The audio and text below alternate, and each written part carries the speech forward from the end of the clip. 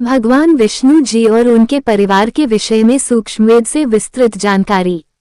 भगवान विष्णु जी और उनके परिवार के विषय में सूक्ष्मवेद से विस्तृत जानकारी। काल ब्रह्म के इस लोक में भगवान विष्णु जी पालनहार भगवान के रूप में हिंदुओं द्वारा अत्यधिक पूजनीय हैं।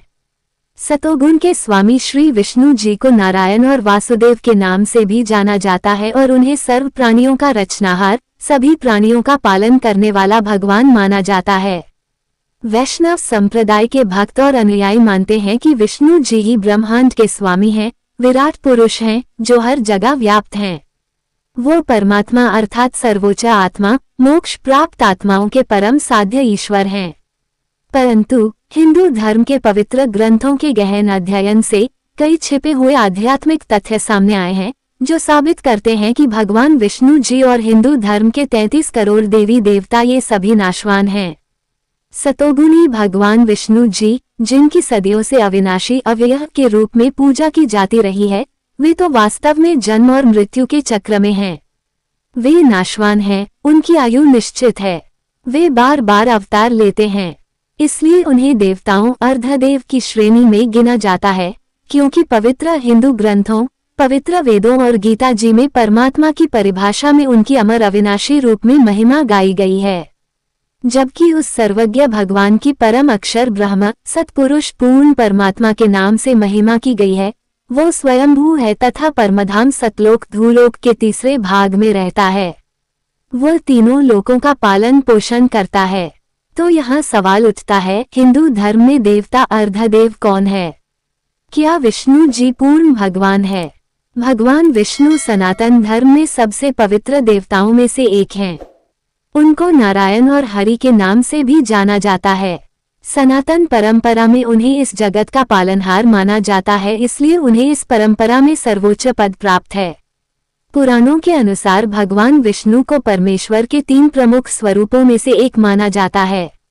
पुराणों में त्रिमूर्ति भगवान विष्णु को इस जगत का स्वामी माना गया है। त्रिमूर्ति में 2 अन्य भगवान ब्रह्मा और शिव भी आते हैं, जिनमें से भगवान ब्रह्मा को इस जगत का सृजनकर्ता माना गया है, जबकि भगवान शिव को इस जगत का संहारक माना गया है। भगवान विष्णु की पत्नी लक्ष्मी जी को माना जाता है, इसलिए उन्हें लक्ष्मीपति के नाम से जाना जाता है। इसके अलावा कहा जाता है कि तुलसी भी भगवान विष्णु को अत्यंत प्रिय हैं, इसलिए तुलसी इस जगत में विष्णु प्रिया के नाम से विख्यात हैं। भगवान विष्णु क्षीरसागर में निवास करते हैं, जहां वह शेषनाग पर शयन की मुद्रा में विराजमान हैं।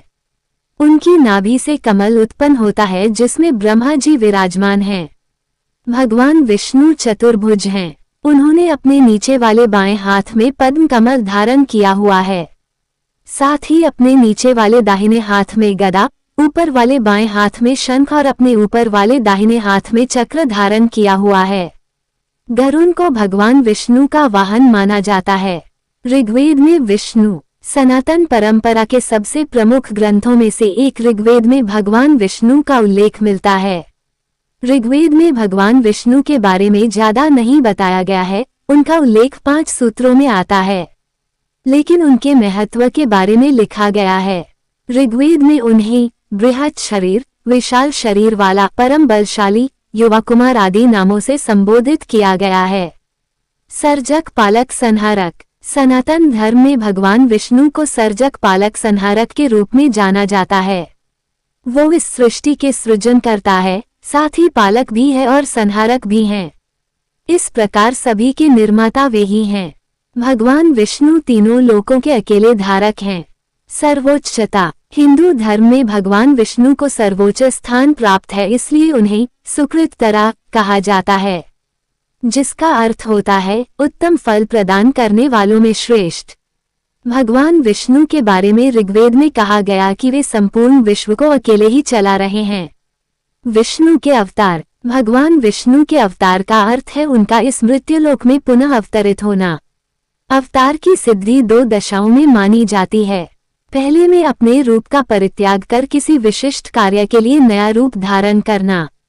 दूसरा है नया रूप धारण करके किसी संबद्ध रूप में आना। अवतार के बारे में बताते हुए भगवान कृष्ण ने गीता में कहा है कि जब जब इस पृथ्वी पर धर्म की हानि होती है और अधर्म का उत्थान होता है तब तब सज्जनों के परित्राण और दुष्टों के विनाश के लिए मैं विभिन्न युगों में उत्पन्न होता हूँ। भगवान विष्णु के अवतारों की संख्या। सनातन परंपरा में भगवान विष्णु के 10 अवतारों को माना जाता है, जो निम्नलिखित है। मत्स्यावतार भगवान विष्णु का पहला अवतार है, जिसमें वे मछली के रूप में पृथ्वी को प्रलय से बचाते हैं। कूर्मावतार इस अवतार में भगवान विष्णु कछुआ के रूप में प्रकट होते हैं और समुद्र मंथन में देवताओं की सहायता करते हैं। वराहावतार इस अवतार में भगवान विष्णु वराह के रूप में पृथ्वी को प्रलय से बचाते हैं। नरसिंह अवतार इस अवतार में भगवान विष्णु मानव सिंह के रूप में प्रकट होते हैं और हिरण्यकश्यप का वध करके प्रहलाद के प्राणों की रक्षा करते हैं। वामनावतार इस अवतार में भगवान विष्णु ब्राह्मण बालक के रूप में प्रकट होते हैं और बलि राजा को बौने ब्राह्मण के वेश में बलि के पास जाते हैं और उनसे अपने रहने के लिए 3 पग भूमि देने का आग्रह करते हैं। इस पर राजा बलि उन्हें तीनों लोक दान में दे देते हैं। परशुराम अवतार इस अवतार में भगवान विष्णु ब्राह्मण के रूप में प्रकट होते हैं। परशुराम अवतार को भगवान विष्णु का 6वां अवतार माना जाता है। उन्हें भगवान शिव ने परशु नाम का अस्त्र दिया था, जिससे उन्हें परशुराम कहा गया।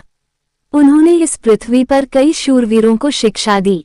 भीष्म पितामह और अंगराज कर्ण उनके शिष्य माने जाते हैं। भगवान परशुराम ने इस धरती पर अधर्म के विरुद्ध युद्ध करके धर्म की स्थापना करने का कार्य किया। श्री रामावतार इस अवतार में भगवान विष्णु मर्यादा पुरुषोत्तम श्रीराम के रूप में प्रकट होते हैं और इस धरती पर राम राज्य की स्थापना करते हैं। कृष्ण अवतार इस अवतार में भगवान विष्णु कृष्ण के रूप में प्रकट होते हैं और मामा कंस जैसे राक्षसों का विनाश करते हैं। साथ ही इस पृथ्वी पर धर्म की स्थापना के लिए महाभारत के युद्ध में अर्जुन को गीता ज्ञान देते हैं, युद्ध में पांडवों का साथ देते हैं। बुद्धावतार इस अवतार में भगवान विष्णु बुद्ध के रूप में प्रकट होते हैं और दुख से मुक्ति का मार्ग दिखाते हैं। कल्कि अवतार यह अवतार भविष्य में होने वाला है, जिसमें भगवान विष्णु कलयुग के अंत में कल्कि नामक योद्धा के रूप में प्रकट होंगे और अधर्म का नाश करेंगे।